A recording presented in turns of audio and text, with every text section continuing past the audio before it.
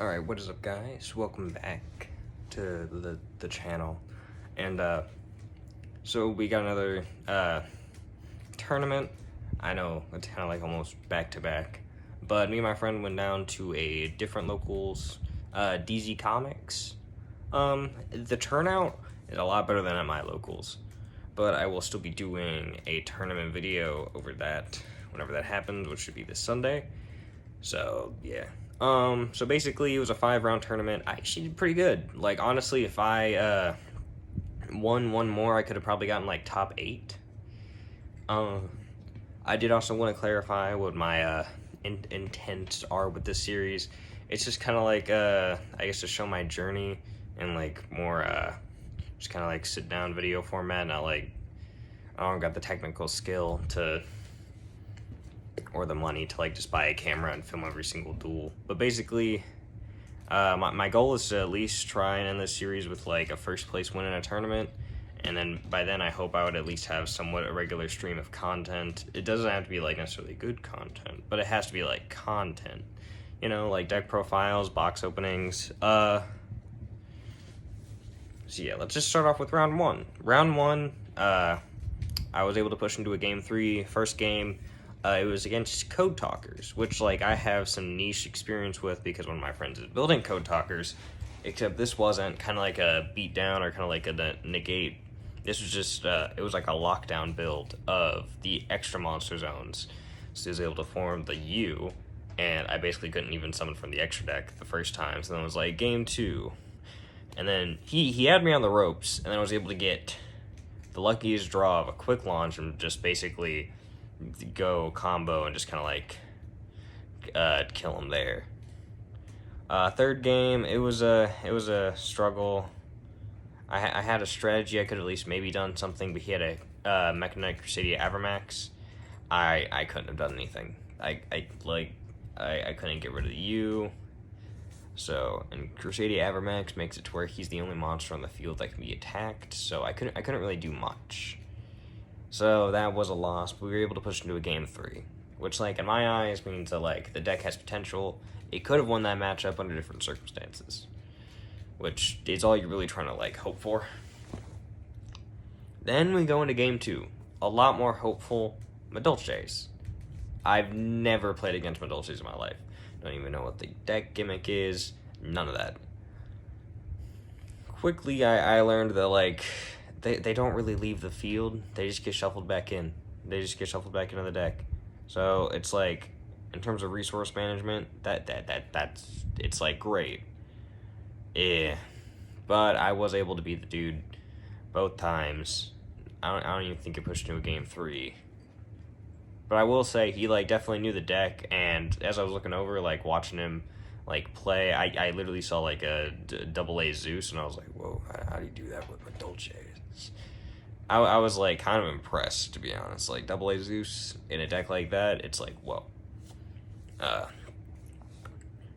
So yeah, this was definitely like a different kind of tournament than I was used to. I was maybe more like used to that, not budget people, but like lower end kind of like I play the game. I definitely don't play it on a budget, but like I don't like have all these expensive cards. I did also see a lot of people that I had seen in my locals, which means like they just, I don't know. They probably play a lot of tournaments. They got a lot of different decks like tournament ready. Well, I have one and then like a few in the making right now. But I'm gonna keep using my Dragon Link until the banned list comes out. And if it gets hit, well then we'll try moving on to Tri-Brigades, and then we'll invest a little more into that, because I don't unless Tri-Brigades get hit, and then we'll struggle with trying to make Plunder Patrols meta, which I mean it's decent, but we'll get into that a little bit later. Let's just get back on topic. Okay, so let me just remember correctly. So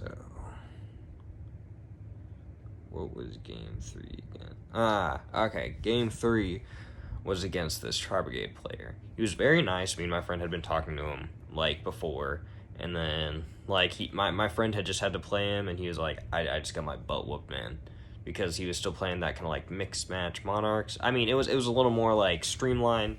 the strategy was, but it's like he's still working on it. But he's getting there, and I don't know, I'm just trying to help him however I can. But anyway, he had just like beaten him, and the dude was really chill, and I was like, well dang, now I gotta duel him. And I was able to push into a game 3. It was kind of like a back and forth, but he was able to pull it out. Didn't see Smorg. I did see an access code though, which is borderline worse. Then we go into game 4. It was against this dude that I had seen around a couple times at my locals, just like around a little bit, and it was heroes, like elemental heroes. I've also never played against heroes.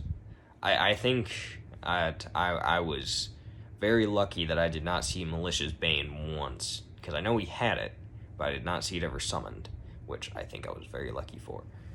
And I was able to just kind of like get past everything, because game 1, I think I had set up a board, and he just had, I was able to negate him enough, because he tried going first,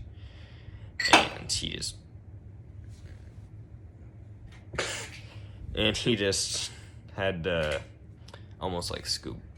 And then we went into game 2. I lost game 2.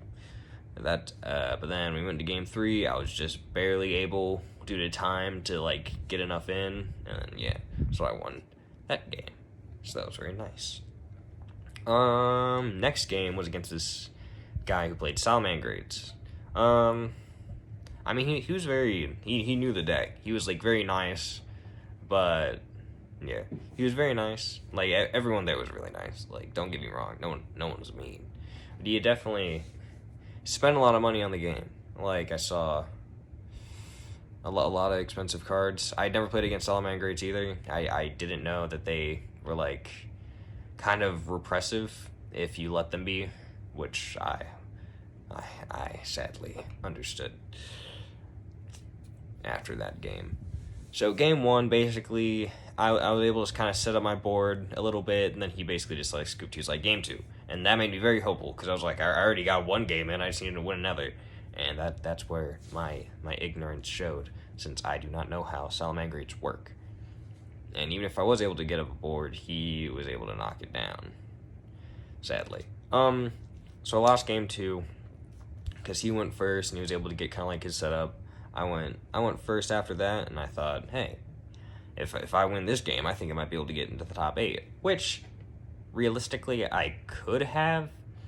It's just that there was kind of like a almost like 10-way tie for like with 9 points, so I would have just been a part of that. So I could have maybe been high enough to get like 7th, 8th, all that, or I could have just been like one of the other people who it's like, oh, you did pretty good. You won more than half your games. So yeah. That tournament overall, I think I am getting better. Realistically, I'm learning kind of like what to side in, side out. I also was able to trade Diviner of the Herald for 3 more copies of Ash Blossom, so now I don't gotta pull the Ash Blossoms out of my Dragon Link, and I immediately put those into my Plunder Patrol, because Plunder Patrol do actually benefit from having different attributes in the graveyard. With all them being water, you kind of want to go with different kind of hand traps. So, yeah, but you'll see that in the deck profile whenever I finally get that out. I seen another Plunder Patrol booty, and then it's like, the deck's basically done from there, or at least the, I guess, version I'm making. There's only one real version, but I guess you could go more like resource-based, or you go like a Desires build, which is more what I'm doing. So a lot of 3-ups. I'm kind of glad I picked it up whenever I did, because now it's grown a little bit in price. It's not like too expensive, but it's getting there. It's definitely still only a tier 2 deck, but potentially tier 1, like really low tier 1. But yeah, it can build a board if you don't get it down, which is kind of scary. But I think any deck can do that if you don't really negate it. So yeah. Overall, my goal is with this series to hopefully get a first place, or at least relatively close to that before like ending it. As I already stated, there will be another one of these coming out pretty soon, because Sunday is not too far away from now. But yeah, I'm always looking for suggestions, maybe like cheap decks, any of that stuff. Like I would love like interaction between me and the people who are actually like watching this, and yeah, it'd just be really appreciated. And I would love to know what kind of like stuff people are actually like interested in watching. Like I know I kind of like watch Team APS, Team Samurai, Cali Effect, Ruggles whenever he actually like posts. But I don't know. Like I watch a lot of like other stuff. I don't really watch a lot of box breaks, but that's not really the content for me. But yeah, I guess just kind of like let me know, and I'll see you guys next time.